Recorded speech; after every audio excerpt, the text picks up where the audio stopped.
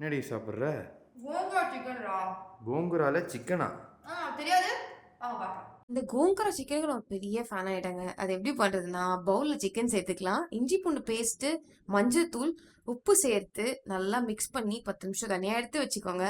கடாயில எண்ணெய் சேர்த்துக்கலாம். எண்ணெய் நல்லா சேர்த்து மேரினேட் பண்ண சிக்கனை சேர்த்து நல்லா ஒரு 10, 20 நிமிஷம் குக் பண்ணி எடுத்துக்கோங்க.